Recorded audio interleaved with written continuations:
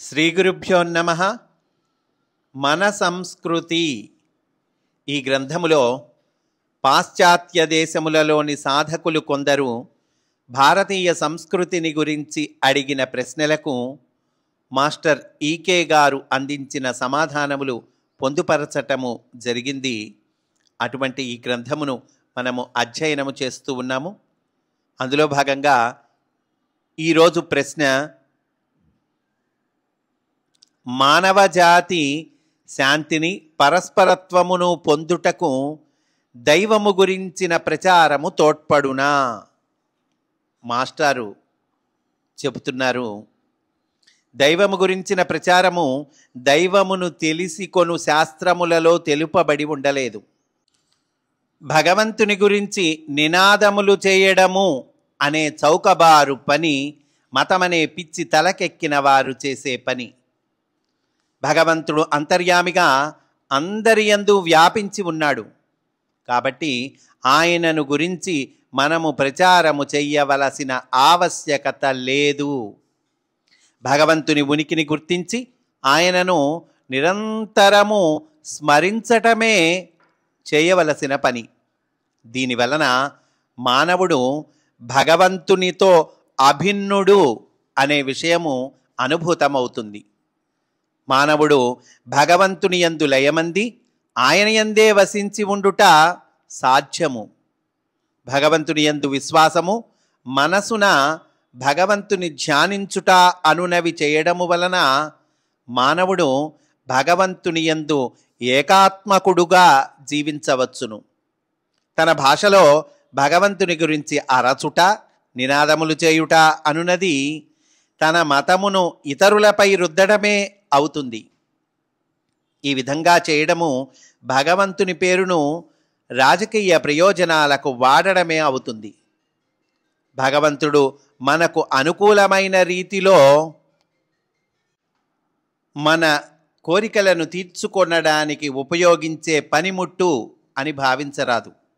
ఆయనతో కలిసి ఆయన యందు జీవించాలి.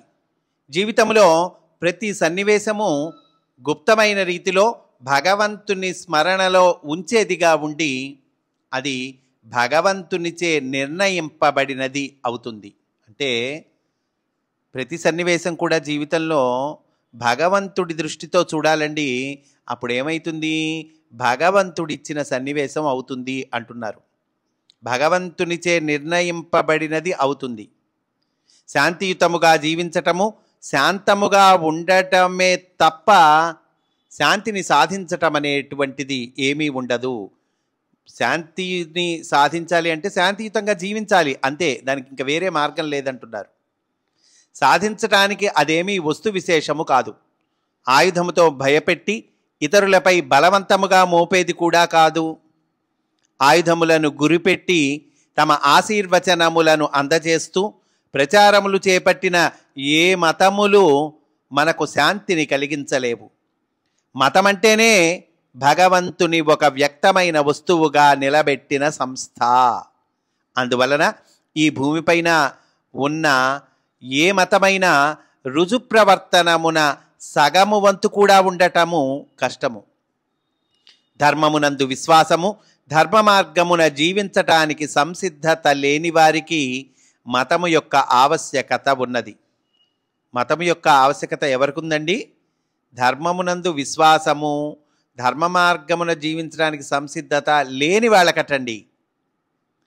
ప్రకృతిలోని ధర్మములను ఆదరించు వారికి ప్రకృతిలోని అంతర్యామి ప్రజ్ఞ యొక్క విలాసమును ఆస్వాదించుట సాధ్యమవుతుంది.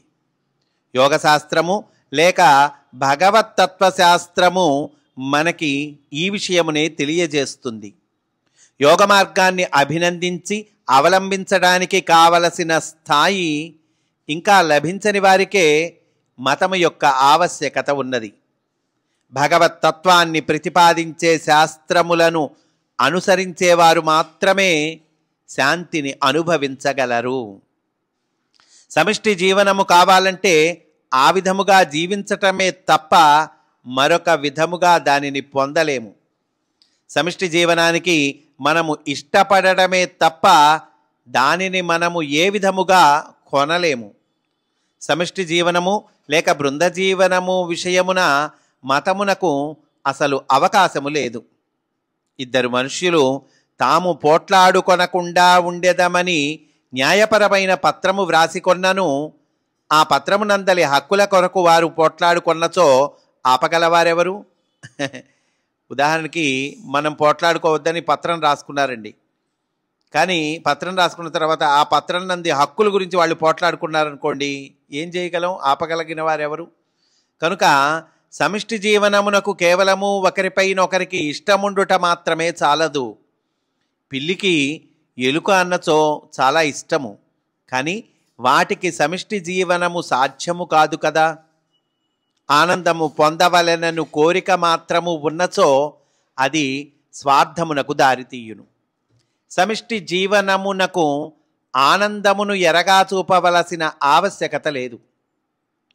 ఆడసాలెపురుగు తన భర్త అయిన మొగసాలెపురుగుతో కలిసి ఉండుటలోనూ తరువాత తన భర్తను చంపి తినుటలోనూ ఆనందమును పొందగలదు.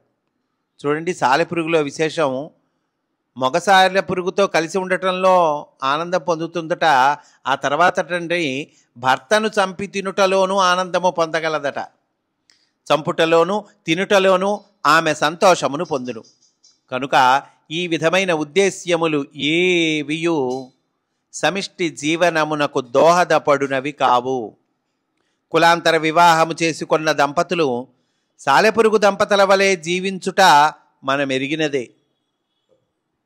సామాజికమైన లేక మతపరమైన పునర్వ్యవస్థీకరణలు ఎన్ని జరిగినను సమిష్టి జీవనమును నెలకొల్పుటలో అవి ఏమాత్రము ఉపయోగించవు.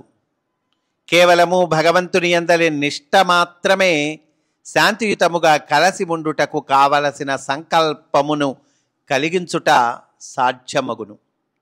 భగవంతుని యందు నిష్ట కలిగిన ఇద్దరు వ్యక్తులు తమకు తెలియకుండగానే పరస్పరత్వము శాంతియుతముగా జీవించగలరు. సమిష్టి జీవనము వలసిన ప్రయత్నము ఈ విధముగానే ఉండవలెను. ప్రయత్నము వ్యక్తిగతముగానే ఉండి సమిష్టిగా సాగుటలేదు. కావున ఈ విషయమున మానవుడు నిస్సహాయుడు అంటూ మాస్టారు పూర్తి చేశారండి. స్వస్తి. వాసుదేవ.